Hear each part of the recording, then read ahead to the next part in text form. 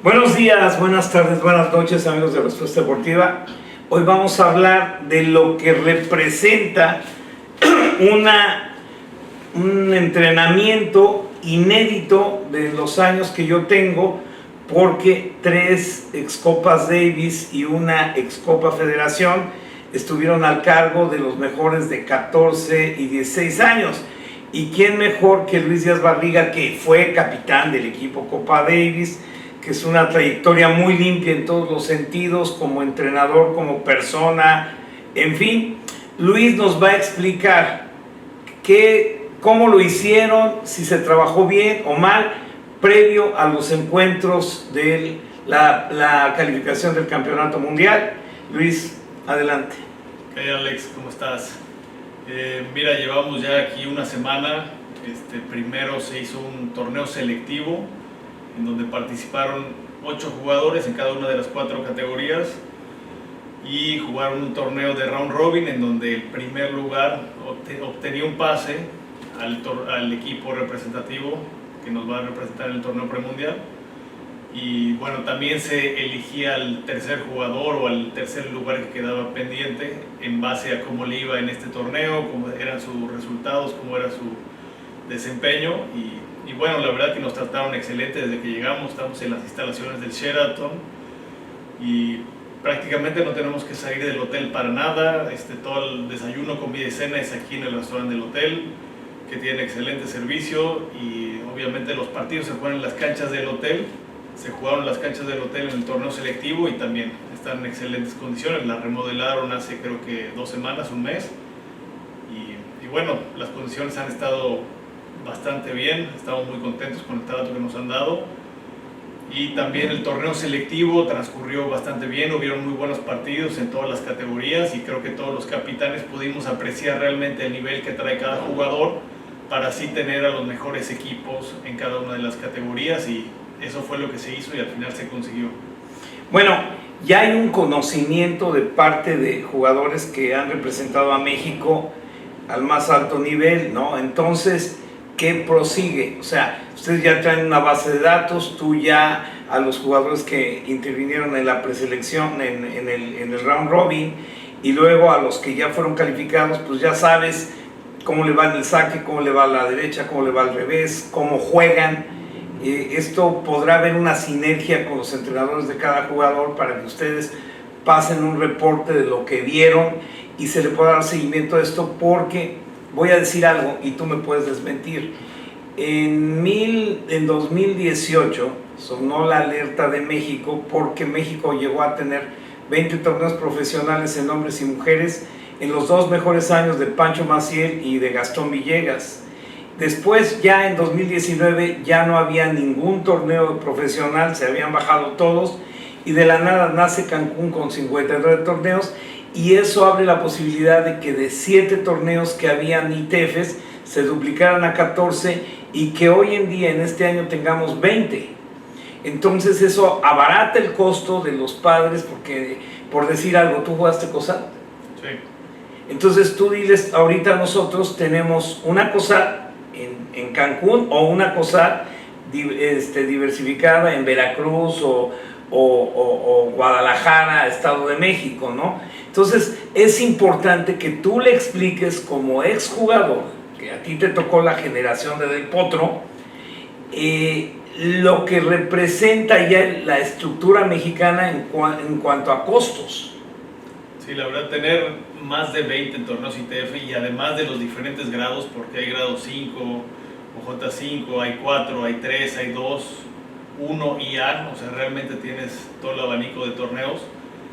Te presenta obviamente el beneficio económico para todos los padres, porque ya no tienen que viajar fuera de México para competir en estos torneos. Obviamente también te trae un nivel muy importante de jugadores, lo cual hace que como jugador te puedas medir con el nivel más alto y ver qué es lo que te falta, cómo voy, agarrar ese match play que siempre también ayuda, y ya lo tienes aquí en tu país. Ya no tienes que salir como antes, que tenías que irte a la gira COSAT o tenías que ir a Europa para agarrar partidos de buen nivel. Aquí los tenemos realmente ya en toda la República, adicionalmente al circuito de infantil juvenil que hay en la República de los torneos de la Federación.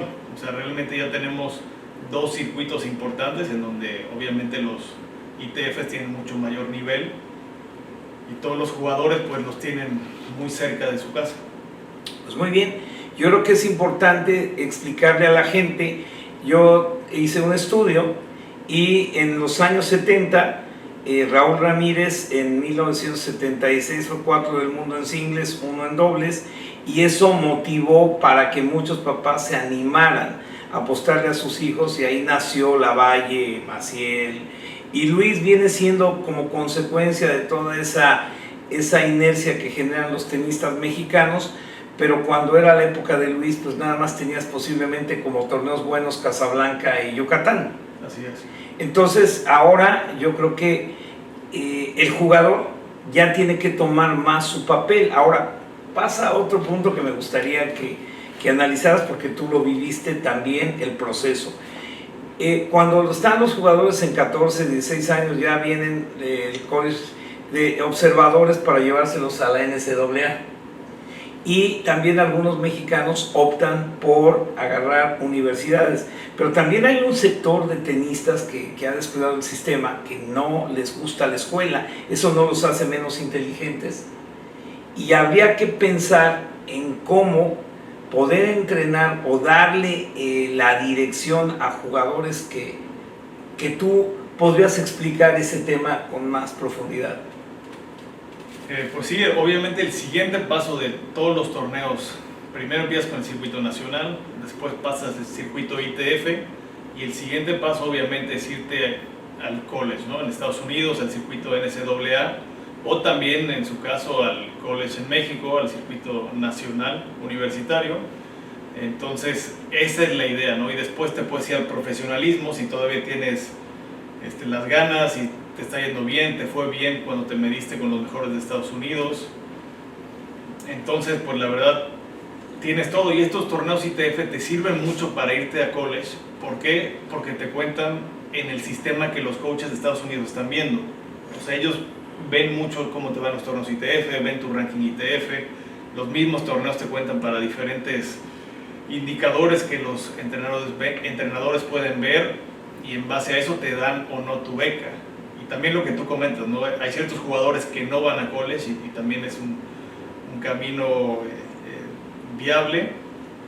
Hay que atenderlos. Hay que atenderlos, y también, o sea, yo siempre recomiendo que se vayan a college, ¿no? Porque yo fui a college y para mí fue una excelente experiencia. Pero yo no tengo cabeza para ir a college. También por ejemplo, yo te voy a decir una cosa personal. A mí no me gustaba la escuela, yo me aburría con los maestros.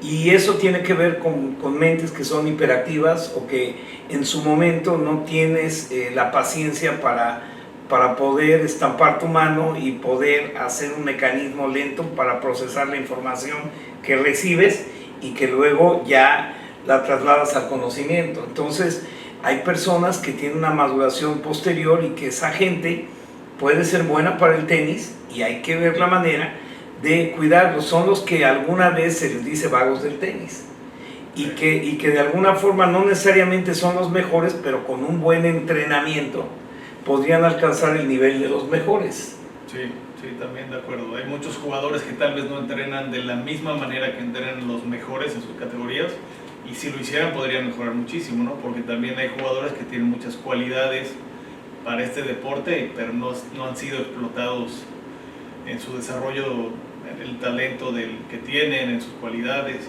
y es algo importante. Y también hay un circuito interesante de torneos de $15,000, tanto de hombres como de mujeres, que está llevando a cabo la mayoría en Cancún. Entonces hay muchísimos torneos.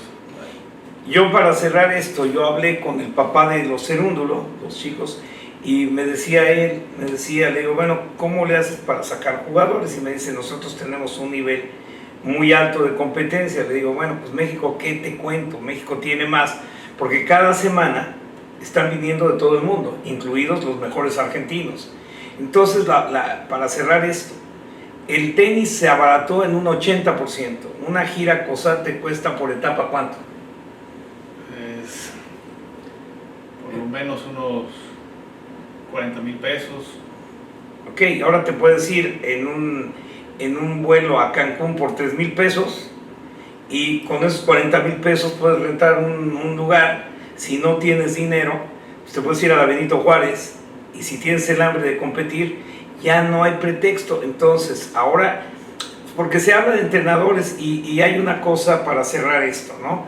Academias como la de Nick Bollettieri han estado metidas con México toda la vida, y también los españoles y los argentinos y todo, y el resultado no es el que esperamos, no tiene que ver con estos beneficios que yo creo que ya recae más la responsabilidad en el jugador. Sí, es importante que ya tenemos muchísimos torneos. Para los profesores también, pues al final de cuentas esto va a sumar muchísimo, porque hay muchos jugadores que vienen de otras partes del mundo, como de Centroamérica, y que ya se pueden quedar en las academias que hay en México. Entonces eso les va a representar un beneficio económico. Y sí, la verdad, como tú has mencionado en algunas de tus entrevistas o de tus proyectos, es que el jugador y el entrenador también tienen que responder ahora con toda la mesa puesta. No, y ahora, bueno, esto va para otra práctica, pero la eliminatoria está durísima. O sea, créanme, a nivel de mar, enfrentar a Estados Unidos y Canadá, yo creo que va a ser un reto muy, muy duro. No te quiero comprometer, ahorita vamos a terminar con esta entrevista. Siempre yo respeto mucho a Luis Díaz Barriga, porque es un tipo honorable en toda la extensión de la palabra, una persona intachable en su día a día, un padre de familia bueno, un entrenador muy correcto. Bueno, ya se acabó. Listo. Gracias, Luis. No, gracias a ti.